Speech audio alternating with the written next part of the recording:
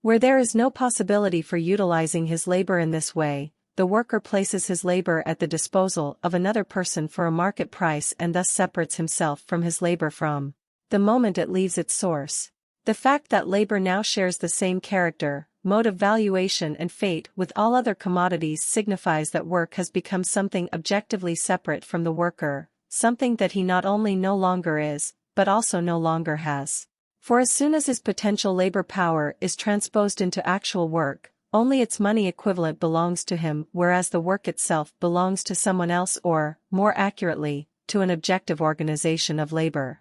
The process by which labor becomes a commodity is thus only one side of the far-reaching process of differentiation by which specific contents of the personality are detached in order for them to confront the personality as objects with an independent character and dynamics.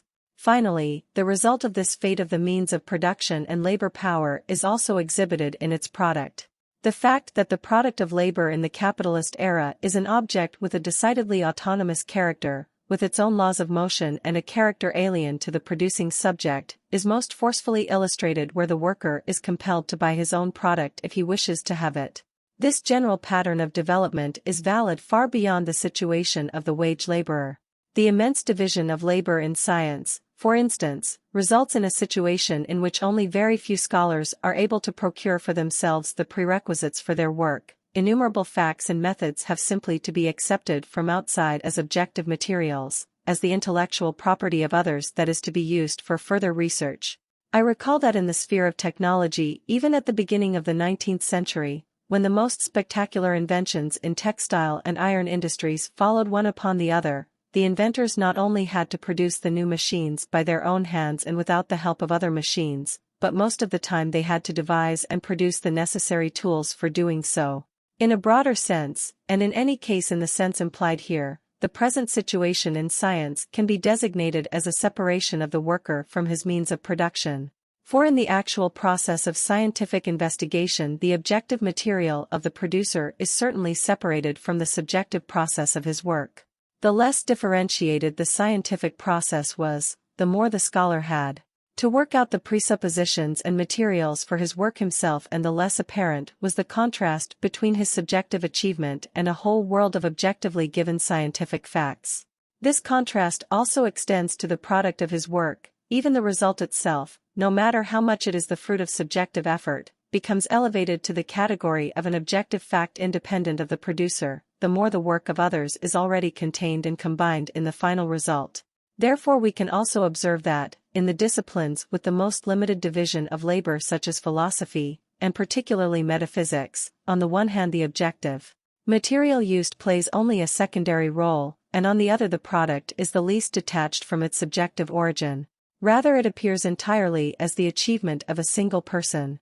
The division of labor, understood in its widest sense to include the division of production, the differentiation of work processes and specialization, separates the working person from the work produced and endows the product with objective independence. Something similar happens in the relationship between production based on the division of labor and the consumer. The aim here is to derive the psychological consequences from well-known concrete facts. Custom work, which predominated among medieval craftsmen and which rapidly declined only during the last century, gave the consumer a personal relationship to the commodity. Since it was produced specifically for him, and represented, as it were, a mutual relationship between him and the producer, it belonged, in a similar way as it belonged to the producer, also to him. Just as the radical opposition between subject and object has been reconciled in theory by making the object part of the subject's perception, so the same opposition between subject and object does not evolve in practice as long as the object is produced by a single person or for a single person. Since the division of labor destroys custom production, if only because the consumer can contact a producer but not a dozen different workers, the subjective aura of the product also disappears in relation to the consumer because the commodity is now produced independently of him. It becomes an objective given entity which the consumer approaches externally, and whose specific existence and quality is autonomous of him. The difference, for instance, between a modern highly specialized dress store and the work of a tailor who worked at the customer's house sharply emphasizes the growing objectivity of the economic cosmos and its impersonal independence in relation to the individual consumer with whom it was originally closely identified. It has been emphasized that, with the splitting up of work into increasingly specialized partial operations, exchange relations become increasingly complicated and mediated, with the result that the economy necessarily establishes more and more relationships and obligations that are not directly reciprocal. It is obvious how much this objectifies the whole character of transactions and how subjectivity is destroyed and transposed into cool reserve and anonymous objectivity once so many intermediate stages are introduced between the producer and the customer that they lose sight of each other. This autonomy of production with reference to the consumer is connected with another very common aspect of the division of labor, the significance of which is not yet appreciated. The simple notion generally prevails, derived from earlier forms of production, that the lower strata of society work for the upper strata, that the plants live from the soil, the animals from the plants and man from animals. It is assumed that this is repeated with or without moral justification in the structure of society. The more superior the position of individuals, both socially and intellectually, the more their existence is based on the work of those lower down the scale, in exchange not for their work but for money. This notion, however, is totally wrong nowadays, since the needs of the subordinate masses are satisfied by large enterprises which have engaged countless scientific, technical and managerial energies of the upper strata in their service.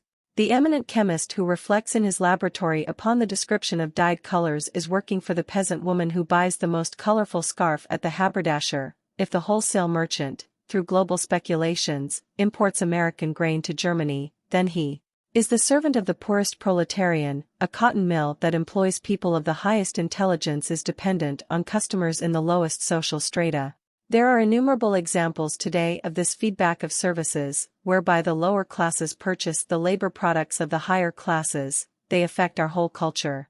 This phenomenon is possible only through the objectification of production, which has set it apart from the producing and the consuming individual and has thus placed production above social and other differences.